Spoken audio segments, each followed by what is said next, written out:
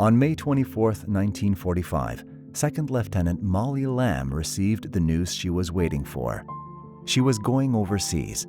As Canada's first official female war artist, her mission was to document the experiences of Canadian service members in the Netherlands in the aftermath of the Second World War.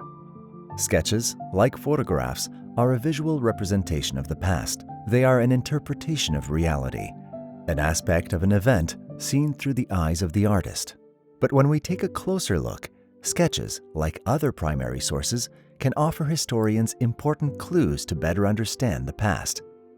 How can Molly Lamb's sketches help us better understand the experiences of Canadian service members during the liberation of the Netherlands? There are 5 key steps to analyzing primary sources: the 5 W's, context, exploring, reaching conclusions, finding proof. Consider the 5 W's.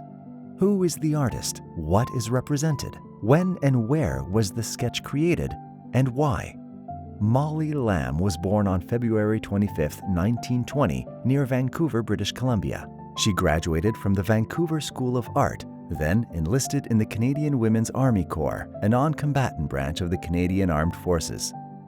Lamb's sketch diary, full of humorous illustrations that characterized her work later, records the day she enlisted.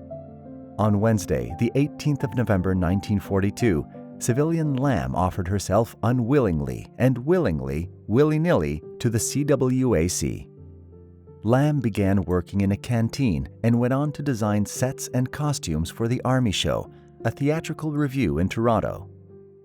During this time, she entered 2 paintings into the Canadian Army Art Show. She tied for second place. Her success at the exhibition brought her to the attention of the Canadian War Artists Committee, a group of established male creatives tasked with selecting artists to document the war effort. Despite their reluctance to enlist a woman, Lamb's skill was undeniable. On May 7, 1945, Nazi Germany surrendered to the Allies. Lamb was sent to the Netherlands following Victory in Europe Day, or VE Day, to begin her artistic work. While in the Netherlands, Lamb was provided with a vehicle, a driver named Lucky, and the freedom to go wherever she wanted. Many of her sketches were made from the back of her truck. She provided a rare look into the everyday activities of women during wartime, a perspective largely ignored by her male peers and the propaganda art of the Canadian Armed Forces. This sketch shows a CWAC pipe band standing in a street in Deventer, Holland. Context helps us better understand where, when, and how a primary source is created. The Canadian War Artists Committee was established in 1942 by future Governor-General Vincent Massey. About 30 official war artists were hired and assigned to the Army, the Navy, and the Air Force. They wore a military uniform and were given the freedom to explore overseas. They were also given strict instructions about their work.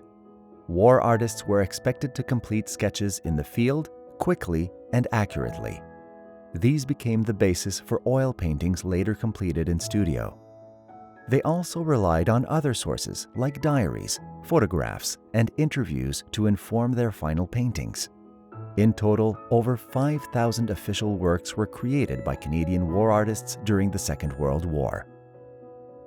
While much of this work is focused on male personnel, weapons, and battlefields, Lamb focused on servicewomen, particularly the CWACs. Unlike staged government images, Lamb depicts them working in casual, behind-the-scenes settings. During the First World War, many Canadian women served as nurses in the military forces. They were integral to saving the lives of wounded soldiers and airmen.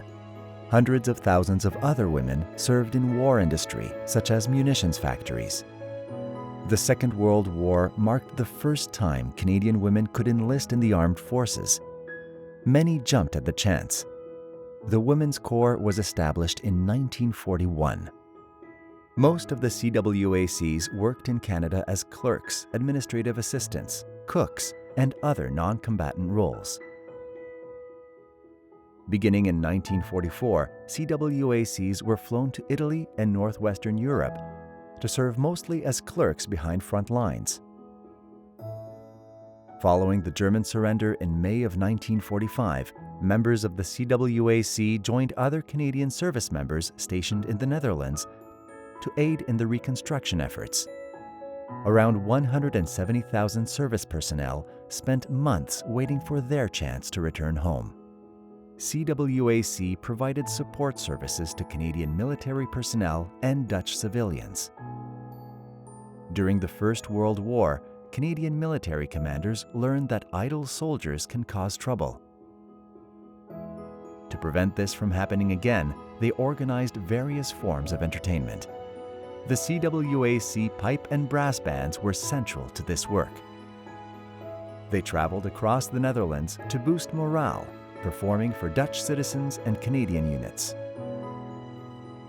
Analyzing the details of this sketch can provide us with information about the artist's perspective and the event itself. Note the choices made by the artist. This image shows members of a CWAC pipe band standing on a crowded street. One of the CWAC officers is holding a set of bagpipes and is wearing a Scottish tam hat. The other officer is wearing what appears to be a regular uniform. Both seem to be talking to a male soldier. Everyone else in the sketch appears focused on the central group of 3 individuals.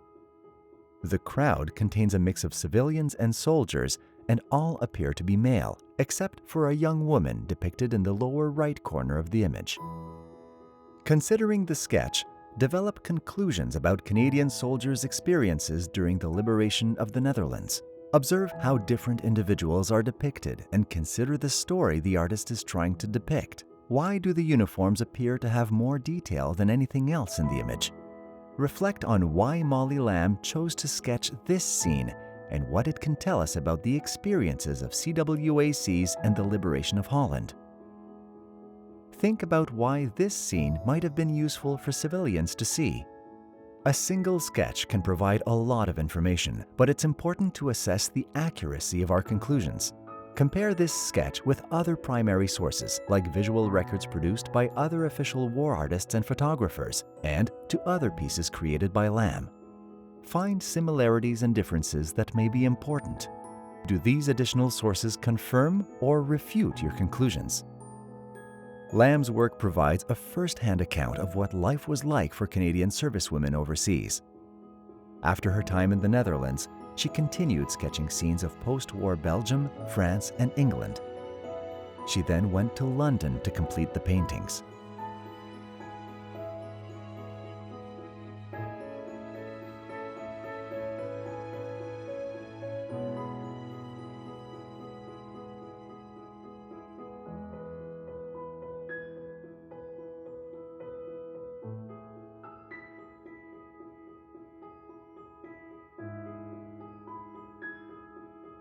When she died on March 1, 2014, she was nationally recognized as the first official female Canadian war artist.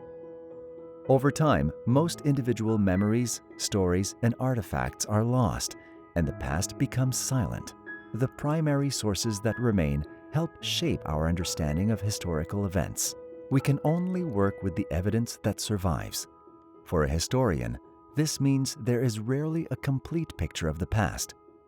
More often, we are given a window to look through, a glimpse of the bigger historical picture.